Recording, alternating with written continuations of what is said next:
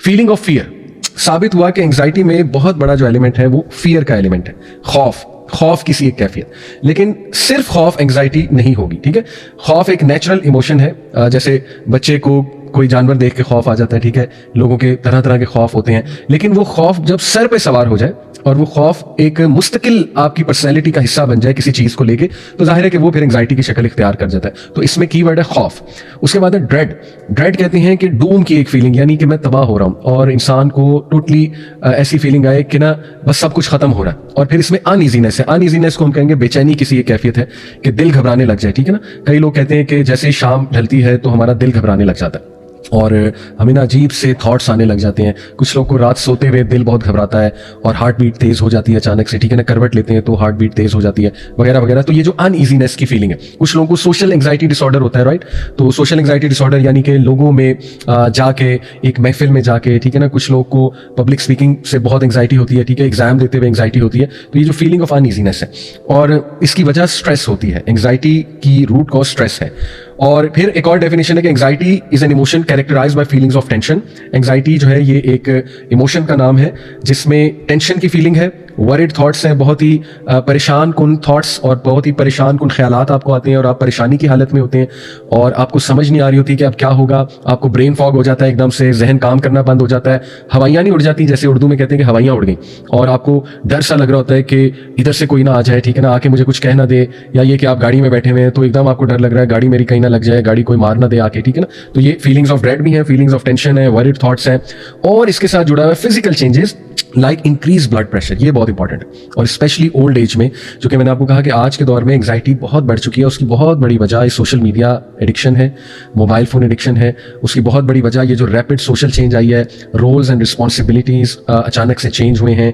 हर बंदे को 3-3 जॉब्स करनी पड़ रही हैं, जाहिर है अपनी फाइनेंशियल स्टेटस को मेंटेन करने के लिए, और जाहिर है कि महंगाई की वजह से फिर ओवर थिंकिंग कर करके फ्यूचर के बारे में। तो ये जो डायनामिक सोसाइटी के चेंज हुए हैं ना, तो उनको लेके बहुत ज्यादा एंग्जाइटी हमारे माशरे में जन्म ले चुकी है। और फिर हमारी कुछ खुराक भी इसकी जिम्मेदार है। अभी मैं इंशाल्लाह इसकी डिटेल में आपसे बात और भी मज़ीद करूंगा। तो इसमें फिजिकल चेंजेस भी हैं, यानी फिजिकल चेंजेस ये हैं कि हाई ब्लड प्रेशर और अचानक से ब्लड प्रेशर शूट कर जाना, यानी उसकी कोई एज सच फिजिकल रीजन नहीं है। ऐसा नहीं है कि किसी बंदे को, यानी मिसाल के तौर पे ब्लड प्रेशर की बीमारी है, लेकिन बस उसे बैठे बैठे कभी रात को या वैसे ही कभी ब्लड प्रेशर अचानक से शूट कर गया और फिर जब डॉक्टर के पास ले जाया गया तो पता लगा कि बस ये एंग्जाइटी की वजह से हुआ है। बहरहाल उसकी मेडिसिन भी होती है और मेडिसिन लेने में कोई हर्ज नहीं है, लेकिन इसमें फिजिकल चेंजेस भी होती हैं एंग्जाइटी में। फिर इस डेफिनेशन की तरफ आते हैं कि anxiety is a feeling of unease, बेचैनी की एक कैफियत, सच एज वरी और फियर। परेशान है बंदा और बहुत ज्यादा खौफजदा है, और ये माइल्ड और सीवियर हो सकती है, राइट। और हर किसी को कोई ना कोई एंग्जाइटी किसी ना किसी स्टेज ऑफ लाइफ में होती है। कुछ लोगों को, लेट्स से लड़कियों की बात करें तो रिश्ते वाले आ रहे हैं, रिश्ता देखने तो एंग्जाइटी होगी, ठीक है ना, या किसी से मिलते हुए एंग्जाइटी होगी। मिसाल के तौर पे कोई ऐसा इंसान जिसको आप बहुत ज़्यादा एज ए सेलिब्रिटी देखते हैं तो वो अचानक मिल जाए तो एंग्जाइटी होने के चांसेस होते हैं, ठीक है ना। इसी तरह कोई एग्जाम देते हुए एंग्जाइटी हो सकती है। तो ये हर इंसान पर डिपेंड करता है कि किस सिचुएशन में एंग्शियस होता है, राइट। और हर इंसान को पता है अपना कि उसको किस चीज़ से एंग्जाइटी हो जाती है। लेकिन एक बहुत ज़रूरी चीज़ जो मैं आप सबके सामने जो है ना जी वो रखना चाहूँगा कि फियर और एंग्जाइटी को थोड़ा सा हमने जो है ना वो डिफरेंशिएट करना है। देखें, इन शॉर्ट अगर आप जानना चाहते हैं कि खौफ में और एंग्जाइटी में मेन फर्क क्या है, तो साइकोलॉजिस्ट ये बताते हैं कि जो खौफ है वो एक्सटर्नल फैक्टर्स की वजह से होता है। एक्सटर्नल फैक्टर्स यानी जो बैरूनी फैक्टर्स हैं, यानी मिसाल के तौर पे मैं सांप को देखूंगा मुझे खौफ आएगा, ये एक एक्सटर्नल फैक्टर है। मैं जो है ना वो किसी कोई एक्सीडेंट खुदा ना खास्ता होते देखूंगा मैं खौफजदा हो जाऊंगा, ठीक है। या मैं को बहुत ही ऐसी मूवी, हॉरर मूवी बच्चे देख लेते हैं ना, खौफजदा हो जाते हैं, वो खौफ है।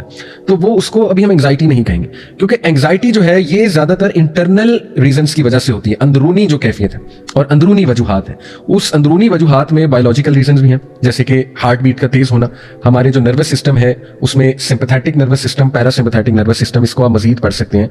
तो ये अल्लाह सुब्हानहू व तआला ने खुद ही हमें फाइट और फ्लाइट सिस्टम दिया हुआ है। फाइट और फ्लाइट ये स्ट्रेस का पूरा फाइट करने का और स्ट्रेस मैनेजमेंट करने का एक पूरा मैकेनिज्म है हमारे अंदर।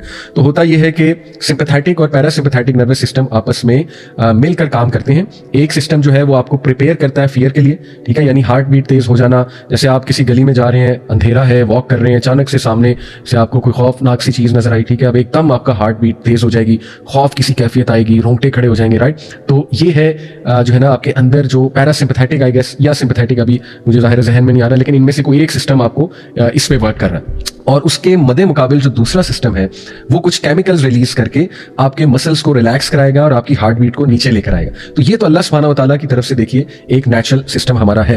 तो ये जो अंदरून में हमारे अंदर जो इंटरनल केमिकल्स रिलीज होते हैं वो भी रिस्पॉन्सिबल होते हैं एंग्जाइटी के लिए, ठीक है। अगर उन केमिकल्स का कुछ इम्बैलेंस हो जाए, फॉर एग्जाम्पल जो कोर्टिसोल केमिकल है जो कि डेंजर का केमिकल है, इमरजेंसी सिचुएशन का केमिकल है, जिन लोगों में कोर्टिसोल बहुत मिकदार में रिलीज होता है उनको एंग्जाइटी ज्यादा होती है। फॉर एग्जाम्पल रिसर्चेज हैं इस पे, बहुत ज्यादा अमेरिका की रिसर्चेज हैं कि ऐसे बच्चे जिनको बचपन में बहुत ज्यादा डांट डपट की गई है और स्पेशली जिन पे शाउट किया गया, चीखो पुकार की गई है माँ बाप की तरफ से, उनको एंग्जाइटी बड़े होकर ज्यादा होती है। क्यों? क्योंकि जाहिर है कि बच्चा जब आप उसको समझाने के बजाय उस पर चीखो पुकार करोगे, शाउट करोगे बहुत ज्यादा, तो उस बच्चे में इतनी कैपेबिलिटी नहीं है कि वो उसको इंटरप्रेट कर ले और इमोशनल इंटेलिजेंस का मुजाहरा करे, बल्कि सिंपली उसके ब्रेन से कोर्टिसोल रिलीज होगा जो कि डेंजर और इमरजेंसी केमिकल है।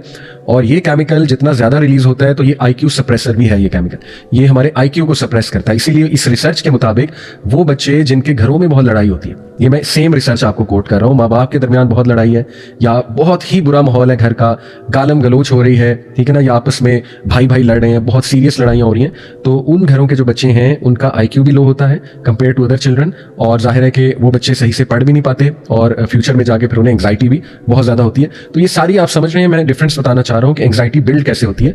ये इंटरनल रीजंस की वजह से होती है। अच्छा, कभी कभी इसकी कोई भी रीजन नहीं होती, यानी बायोलॉजिकल रीजन कुछ भी नहीं है, लेकिन इंटरनली ये खौफ है।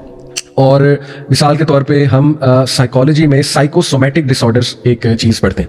साइकोसोमैटिक डिसऑर्डर ये है कि एक चीज की मतलब एक फिजिकल चीज है। मिसाल के तौर पे आप कहते हैं मुझे हार्ट में पेन हो रही है, ठीक है, अब उसकी कोई फिजिकल कॉज नहीं है उस चीज की, लेकिन स्टिल आपको पेन फील हो रही है।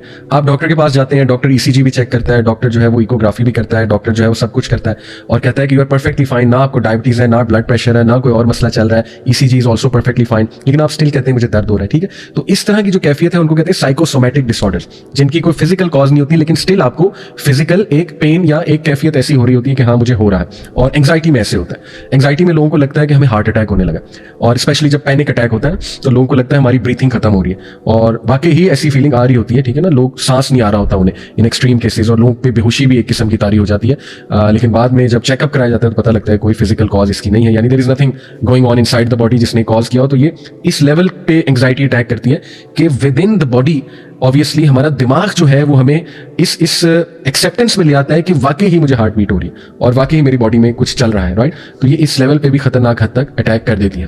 तो इन शॉर्ट मैंने आपको जो वजह बताई, जो डिफरेंस बताया वो ये है कि फियर जो है ये एक्सटर्नल रीजंस की वजह से है मेनली, और एंग्जाइटी जो है ये इंटरनल होती है।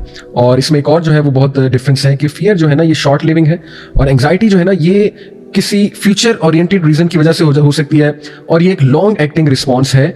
और इसका मेन मकसद जो होता है कि उस फियर को जल्द अज जल्द डिफ्यूज किया जाए। जो फियर या खौफ आपको लगा हुआ है, तो एंग्जाइटी में बंदा क्या चाहता है कि जल्दी से मेरा फियर निकल जाए, और उस जल्दी में उसे मजीद एंग्जाइटी हो रही होती है, ठीक है। तो ये फिर एम्पलीफाई होती है, ये एंग्जाइटी, ये परेशानी, ये बेचैनी एम्पलीफाई होती रहती है। तो इसलिए हमें इसको बड़ा टेक्निकली इंशाल्लाह देखना होगा।